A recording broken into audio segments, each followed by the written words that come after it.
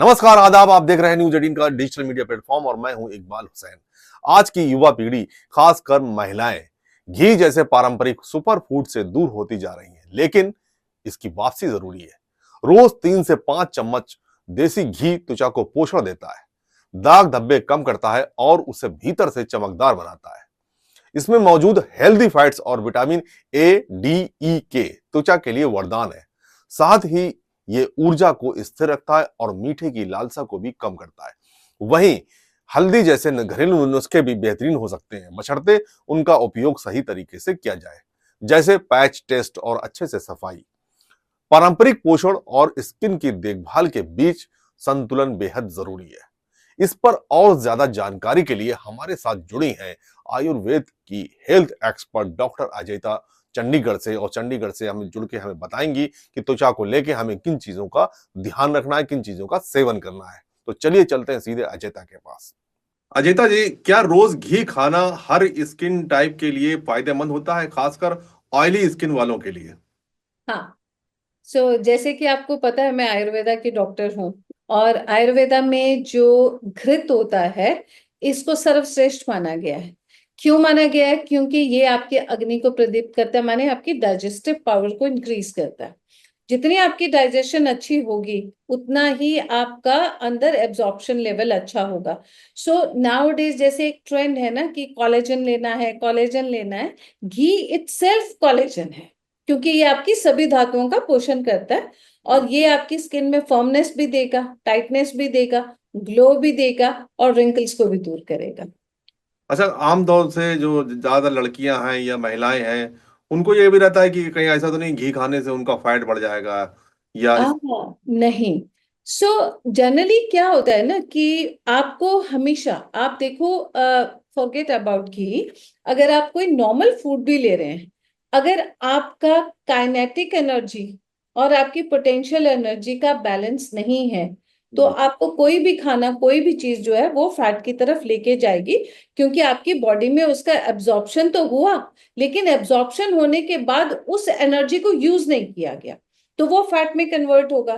तो ये मात्र घी के साथ नहीं है, आप कुछ भी लेंगे और आप उसके मतलब जितना आप खा रहे हैं उस हिसाब से आपने नहीं अपना एक्सरसाइज किया, या आपका उस हिसाब से आपका मतलब कह लो कि उतना बर्नआउट नहीं हुआ, तो घी क्या सब कुछ आपको फैट करेगा। अच्छा, आमतौर से घी खाने से मतलब क्या आप क्या कहना चाहेंगे, घी खाने से स्किन पर कितना कितना समय में असर दिखना शुरू हो जाएगा उसका?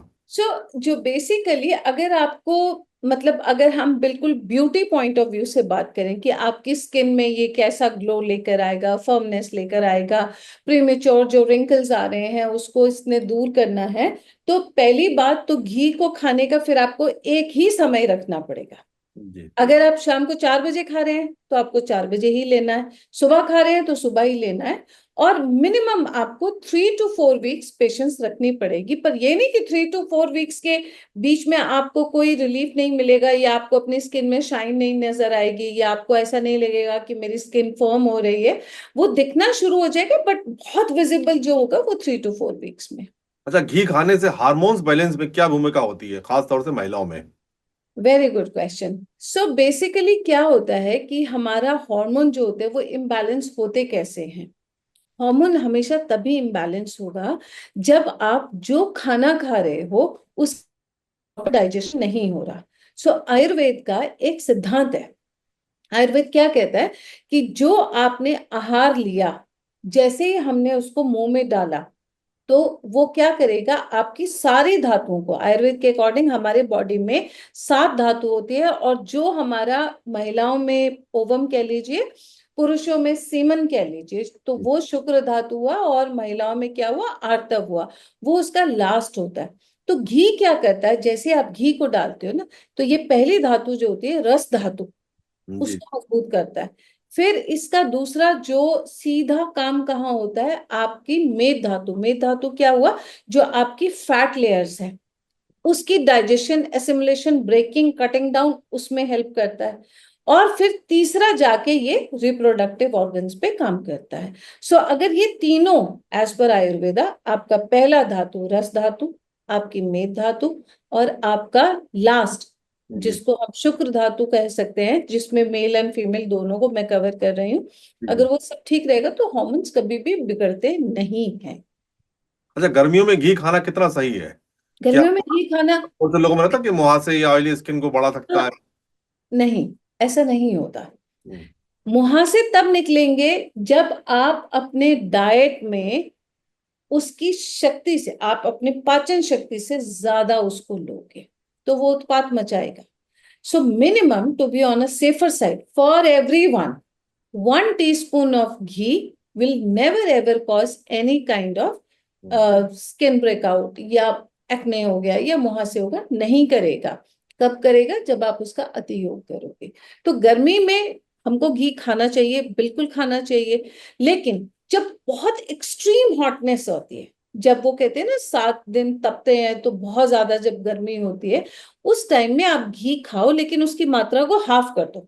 जी जी। जैसे आप 1 टीस्पून ले रहे हैं ना, तो उस टाइम में आप उसको हाफ कर दीजिए। और जिस दिन आपको ऐसा लगे कि आपका बॉडी में मतलब बहुत ज्यादा इंडाइजेशन है, या आपको लगता है कि मेरा खाना मतलब ठीक से नहीं पचा, या आपको ऐसे लगता है कि थोड़ा जैसे मतलब थोड़ा नॉजिया, बिकॉज ऑफ बहुत extreme hot weather, nausea type से भी हमें फीलिंग होती है, उस दिन नहीं लेना है बस। अच्छा, एक चीज आयुर्वेद के हिसाब से देखा जाए, हमारे घरों में मिल जाता है कि हल्दी, हल्दी जो है वो स्किन के लिए बहुत अच्छी मानी जाती है। और वो काफी एंटीबायोटिक भी कहते हैं हल्दी जो है। तो ये लंबे समय तक अगर हल्दी का भी स्किन पे इस्तेमाल किया जाए तो क्या मतलब लगता है कि कितना फायदेमंद है ये हल्दी हमारी स्किन के लिए? तो जो आप मुझसे क्वेश्चन कर रहे हैं, वो आप ओरल इनटेक ऑफ हल्दी की बात कर रहे हैं, या मतलब कि ओवरऑल, लेप? हाँ, मतलब जैसे स्किन को लेके या दूसरी हमें शरीर को लेके हमें कितना फायदेमंद करती है हल्दी? सो देखो, इसके दो दो मैं आपका क्वेश्चन को दो भागों में बांटूंगी। सो पहला है कि अगर हम हल्दी को अपने स्किन पे लगा रहे हैं, है ना, जैसे हम उपटन लगाते हैं या लेप लगाते हैं या फेस पैक हमने लगा लिया, सो वो वन, और मतलब मैक्सिमम आप ट्वाइस अ वीक ही लगाएंगे, इससे ज्यादा नहीं लगाएंगे। क्यों? क्योंकि हल्दी में इसका जो एक्टिव इंग्रेडिएंट होता है, उसको हम कहते हैं करक्यूमिन। सो करक्यूमिन जो होता है वो थोड़ा इरिटेंट होता है। यस। तो इसीलिए होता है ना कि जब आप इसको लगाते हैं तो फेस एकदम निखर जाता है। क्यों? क्योंकि ये अपर आपका जो डर्ट लेयर है उसको सारे को क्लीन कर देगा, तो स्किन जो है आपकी बहुत सपल हो जाएगी, शाइनी हो जाएगी। But at the same time जब आप हल्दी को रोज लगाएंगे तो वो स्किन बैरियर को डिसरप्ट कर देगा, तो फोटो सेंसिटिविटी होने के चांसेस बढ़ जाएंगे। तो इसीलिए कहते हैं कि ऐसा नहीं कि आयुर्वेद बिल्कुल सेफ है तो आप इसका अतियोग नहीं करना कभी भी। आपको हमेशा इसके भी कुछ रूल्स हैं जिनको आपको फॉलो करना चाहिए। अब दूसरा दूसरा भाग हो गया कि हम ओरली कितना ले रहे हैं। सो जनरली जैसे हमारा इंडियन डाइट है, जितना हम हल्दी लेते हैं दैट, वो तो बिल्कुल परफेक्ट है। लेकिन अगर हम हल्दी को एक्स्ट्रा ले रहे हैं, एज अ सप्लीमेंट ले रहे हैं, कि हमारी बॉडी में एंटी इन्फ्लेमेटरी जो है वो हमेशा रहना चाहिए, हमारी एंटी एजिंग हमेशा रहनी चाहिए, राइट, और हमारी इम्यूनिटी हमेशा बूस्ट अप रहनी चाहिए, तो उसमें अगर आप बहुत ज्यादा लोगे तो आपको गैस्ट्रिक इरिटेशन होने के पूरे पूरे चांसेस होंगे, आपको एसिडिटी होने के पूरे पूरे चांसेस होंगे, आपको थोड़ा सा नौजिया होने के पूरे पूरे चांसेस होंगे। तो आपने अतियोग नहीं करना है। सो व्हेन आई से अतियोग नहीं करना है, तो कितना लेना है, दैट इज द क्वेश्चन। सो हल्दी को, अगर आपके पास कच्ची हल्दी है, तो आप ½ इंच हल्दी के टुकड़े को, उसको कद्दूकस कर लीजिए, और उसको पानी में आप, बहुत नहीं उबालना है, सिर्फ गर्म पानी में उसको डाल के थोड़ी देर रख दीजिए, और उसमें 1 या 2 काली मिर्च का चूरन बना के उसमें रख दो, उसको ढक दो। जी। बॉयल नहीं करना है, उसको ढक दो थोड़ी देर, जैसे वो ढका रहेगा ना, फिर आप इसको ले सकते हैं। तो उससे ना तो आपको गैस्ट्रिक इरिटेशन होगी, ना आपको नौजिया होगा, ना आपको एसिडिटी होगा, कुछ नहीं होगा। हाँ, क्योंकि काली मिर्च को क्यों लेना है? करक्यूमिन एक्टिव इंग्रेडिएंट है किसका? टर्मरिक का। और इसकी जो बहुत, ऐसे अगर हम ले लेते हैं तो इसका डाइजेशन नहीं होता है। माने आपने जितना करक्यूमिन लिया उतना करक्यूमिन आपका डाइजेस्ट नहीं होगा बॉडी में। तो उसकी डाइजेशन को इंक्रीज करने के लिए आपको पाइपरिन लेना पड़ता है। तो पाइपरिन किस में मिलता है? आपको काली मिर्च में। जी। तो हमेशा हल्दी को जब भी लेना है, आपको काली मिर्च के साथ ही लेना है। वरना आप तो ले रहे हैं, लेकिन जब आपको स्किन पे आपको असर नहीं दिखेगा कि हाँ मेरी स्किन ब्राइट नहीं हो रही है ना, स्किन के मेरे दाग धब्बे खत्म नहीं हो रहे, तो फिर आप। तो हमारे घरों में जो पाउडर हल्दी रहता है ना, एक होता है कि वो जंगली हल्दी या जो देसी हल्दी है ना, कच्ची हल्दी जिसे आप कह रही हैं, तो भाई इसमें भी दो तीन तरह की हल्दी रहती है। यस, ज्यादा इस्तेमाल कौन सी करनी चाहिए, क्या फायदेमंद रहती है? कच्ची हल्दी, कच्ची हल्दी। रीजन बिंग कि वो प्योर है।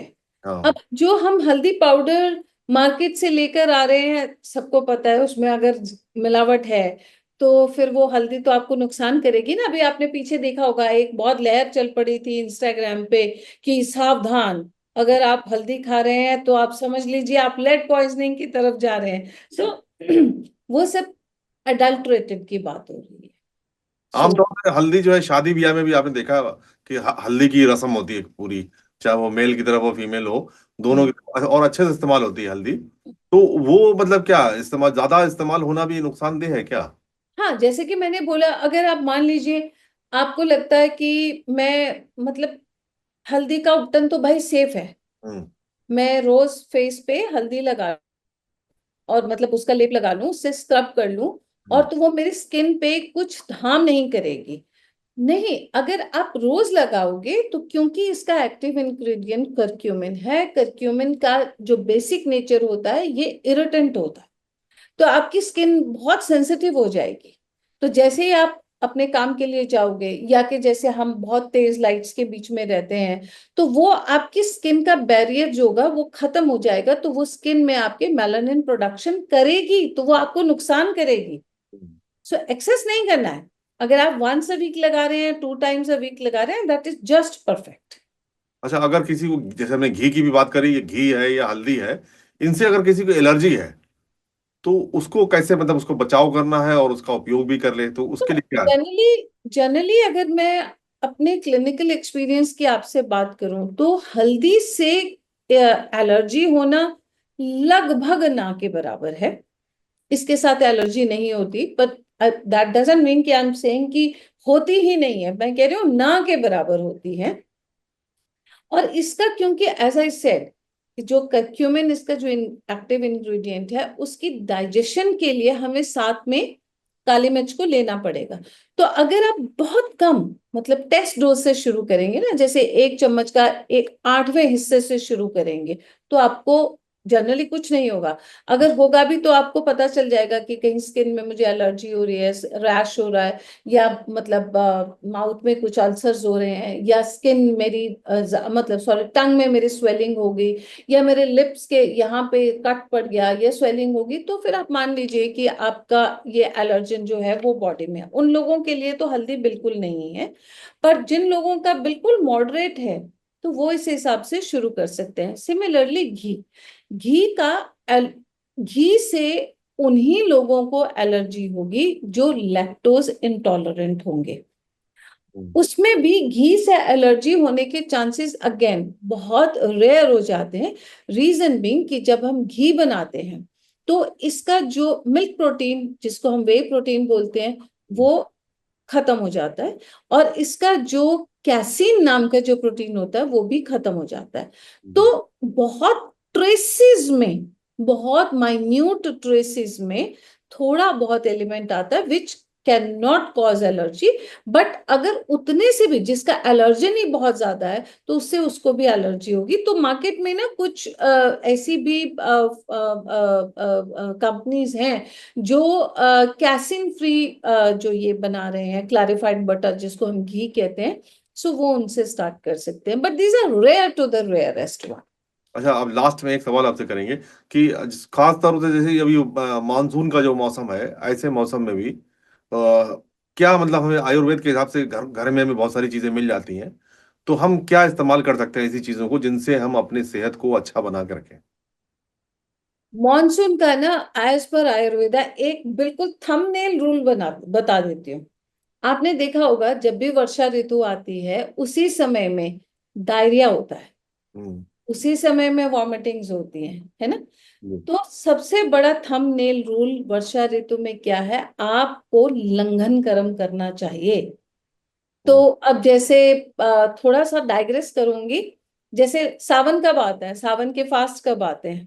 बस आने वाले हैं। वर्षा ऋतु में आते हैं। अब अगर हम कहते हैं कि लंघन, आयुर्वेद कहता है लंघन करना चाहिए, उपवास, लंघन कह रही हूँ, उपवास नहीं कह रही हूँ, लंघन। लंघन में मतलब लघु आहार लेंगे, बिल्कुल कम लेंगे, और तभी लेंगे जब आपको अंदर से भूख लगेगी। तो फास्ट में हम क्या करते हैं, जो हम एक ही समय खाते हैं। लेकिन अगर हम ये सोचें कि भाई आज तो पूरा दिन फास्ट है, अब मैं रात को देसी घी की रोटी बना के उसको अच्छे तरह से घी शक्कर के साथ कर लूं, तो वो लंघन कर्म नहीं हुआ आपका। सही कह रहे तो आपको लंघन कर्म जरूर फॉलो करना है। थंबनेल रूल, वर्षा ऋतु में आपको वंस अ वीक लंघन कर्म करें। वर्षा ऋतु में खाना खाने के बाद सौंफ, हैं। काली मिर्च और थोड़ी सी मिश्री ये जरूर लें, बिकॉज ये बहुत अच्छा डाइजेस्टिव होता है। तो जो भी आपने खाना खाया है वो आपको नौजिया वॉमिटिंग नहीं करेगा। और सबसे बड़ी बात, जब आप खा, जो भी आपका हैवी मील है, माने अगर आप ब्रेकफास्ट हैवी करते हैं, लंच हैवी करते हैं या डिनर हैवी करते हैं, उसके थोड़ी देर के बाद आप 1 कप गुनगुने पानी, मतलब गुनगुना होना चाहिए, उसमें आप थोड़ी दालचीनी और थोड़ी सी काली मिर्च ये डाल के अगर आप लेंगे तो आपको कोई भी डाइजेशन का प्रॉब्लम नहीं होगा, माने नौजिया, वॉमिटिंग, लूज मोशन नहीं होगा। ये आपके, चलिए बहुत ये बहुत आपको फॉलो करना है। चलिए बहुत शुक्रिया, आपने टाइम निकाला और जुड़ी आप, इसके लिए बहुत शुक्रिया। आगे भी हम आपको जोड़ेंगे। बहुत बहुत थैंक शुक्रिया। Thank you so much, thank you.